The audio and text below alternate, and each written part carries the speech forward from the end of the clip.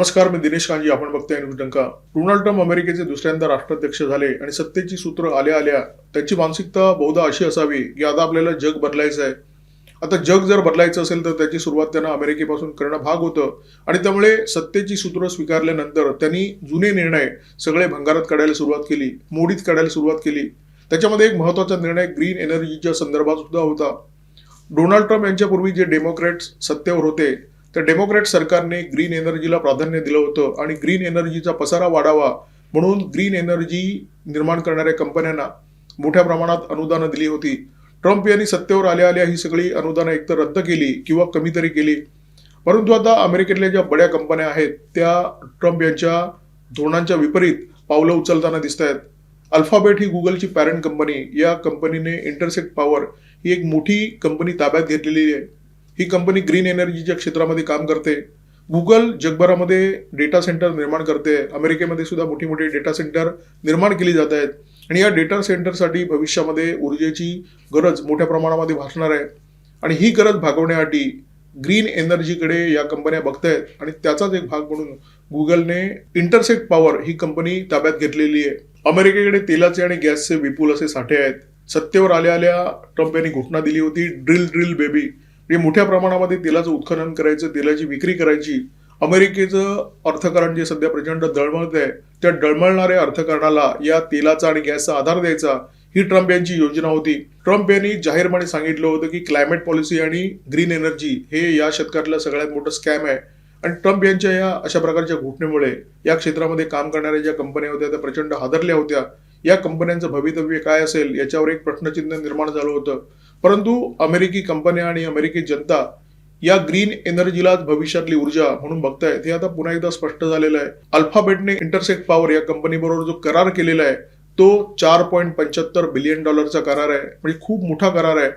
अल्फाबेटने ही company ताब्यात घेतलेली आहे आणि भविष्यामध्ये डेटा सेंटरच्या माध्यमातून गुगलला जी ऊर्जा लागणार आहे त्या ऊर्जेची पूर्तता या कंपनीच्या माध्यमातून केली जाणार आहे.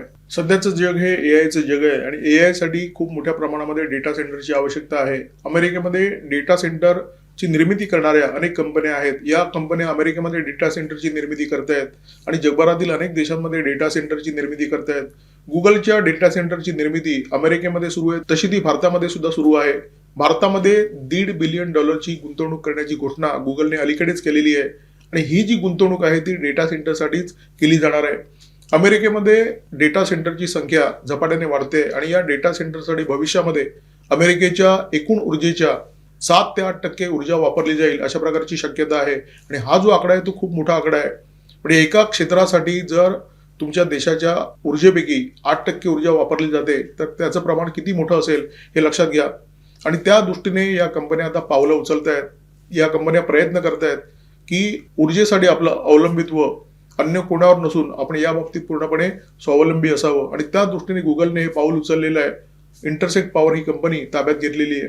इंटरसेक्ट पॉवर ही कंपनी सौर ऊर्जा आणि पवन ऊर्जा या क्षेत्रामध्ये काम करते आणि ही कंपनी ताब्यात घेऊन गुगलने ऊर्जेच्या आत्मनिर्भरतेच्या दिशेने एक अत्यंत महत्त्वाचं असं पाऊल टाकलेलं आहे.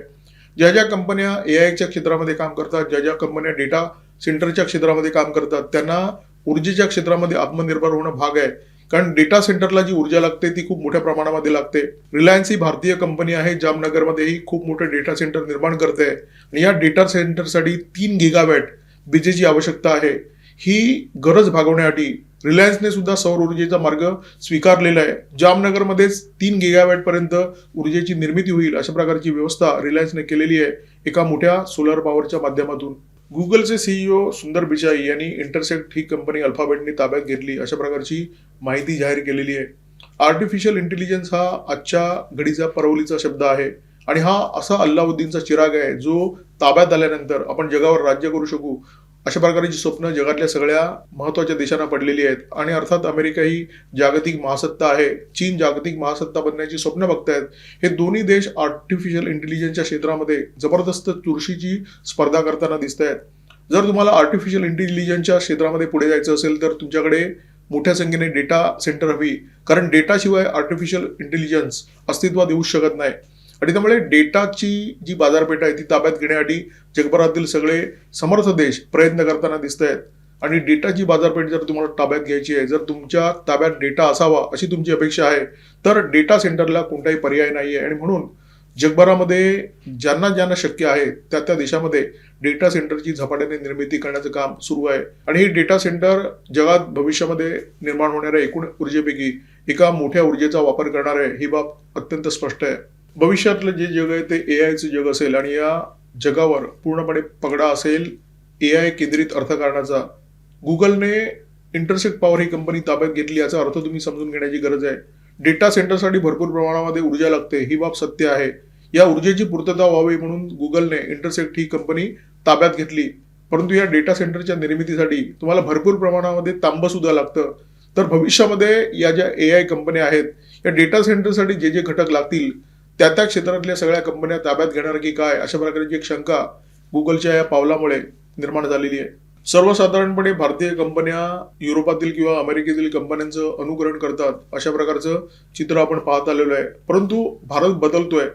रिलायन्सने आधी सुरुवात केली. रिलायन्सने आधी स्वतःचा सोलार पार्क निर्माण केला. या सोलार पार्कच्या माध्यमातून जामनगरमध्ये जे डेटा सेंटर निर्माण होणार आहे त्या डेटा सेंटरला आवश्यक असलेली ऊर्जा मिळेल याची व्यवस्था केली. गुगलने उचललेलं पाऊल ही रिलायन्सने उचललेल्या पावलाची कॉपी आहे असं तुम्ही म्हणू शकता. त्यामुळे भारत बदलतोय. भारताचं अनुकरण जगातील मोठ्या कंपन्या करतायत, अशा प्रकारचं चित्र दिसतंय. असं म्हणतात की जगाचं राजकारण अमेरिका चालवते, परंतु अमेरिकेचं राजकारण कोण चालवतं? अमेरिकेच्या राजकारणाची सूत्र कोणाकडे असतात? ही सूत्र असतात अमेरिकेतल्या बड्या कंपन्यांकडे. ही सूत्र असतात अमेरिकेच्या डिफेन्स लॉबीकडे. ही सूत्र असतात अमेरिकेमध्ये ज्या कंपन्या सॉफ्टवेअर आणि तंत्रज्ञान या क्षेत्रामध्ये काम करतात त्या कंपन्यांकडे. आणि या कंपन्यांनी हे दाखवून दिलेलं आहे. डोनाल्ड ट्रम्प यांनी सत्तेची सूत्र स्वीकारल्यानंतर या कंपन्यांना आपल्या पाठीशी उभं करण्याचा प्रयत्न केला, त्या धोरणांच्या पाठीशी उभं करण्याचा प्रयत्न केला जी धोरणं डोनाल्ड ट्रम्प यांना राबवायची आहेत. आणि जेव्हा या कंपन्या बदलत नाहीत असं पाहिल्यानंतर डोनाल्ड ट्रम्प यांनी या कंपन्यांना वाकवण्याचा सुद्धा प्रयत्न केला, त्यांना दाबात घेण्याचा प्रयत्न केला. डोनाल्ड ट्रम्प यांनी या कंपन्यांना वारंवार सांगितलं की भारतात कारखाने उभारू नका. या कंपन्यांनी हे कारखाने उभारले. डोनाल्ड ट्रम्प म्हणाले भारतात गुंतवणूक करू नका. या कंपन्यांनी गुंतवणूक केली. डोनाल्ड ट्रम्प यांनी ग्रीन एनर्जीच्या क्षेत्रामध्ये सुद्धा मोडता घालण्याचा प्रयत्न केला. परंतु अमेरिकेतल्या सगळ्या कंपन्या डोनाल्ड ट्रम्प यांची ही धोरणं गुंडाळून ठेवत ग्रीन एनर्जीच्या दिशेने वळलेली दिसतात. गुगलने त्या दिशेने खूप मोठं पाऊल टाकलंय आणि बाकीच्या ज्या कंपन्या आहेत त्या सुद्धा गुगलचं अनुकरण करतील अशी दाट शक्यता आहे. जगभरामध्ये जे वातावरण आहे त्याच्यामध्ये प्रचंड मोठे बिघाड झालेले आहेत. हिमनग वितळत आहेत, नद्यांना पूर येत आहेत, अनेक ठिकाणी दुष्काळ पडलेले आहेत, अनेक वादळे येत आहेत आणि हे सगळं होत आहे ग्लोबल वॉर्मिंगमुळे. 2015 मध्ये पॅरिसमध्ये याच्या संदर्भात जगातील महत्वाच्या देशांची जी बैठक झाली होती त्याच्यामध्ये जो करार झाला होता त्या करारामध्ये ग्रीन एनर्जीला प्राधान्य देण्याचं निश्चित झालं.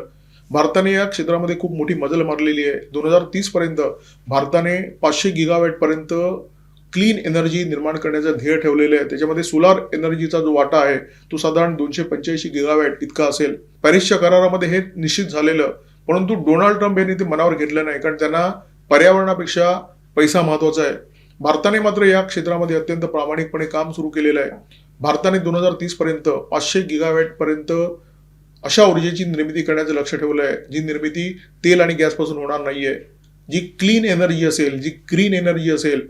डेटा सेंटरसाठी सौर ऊर्जा ही जी संकल्पना आहे ती भारतातून सुरू झालेली संकल्पना आहे. रिलायन्सने याची सुरुवात केली जामनगरमध्ये.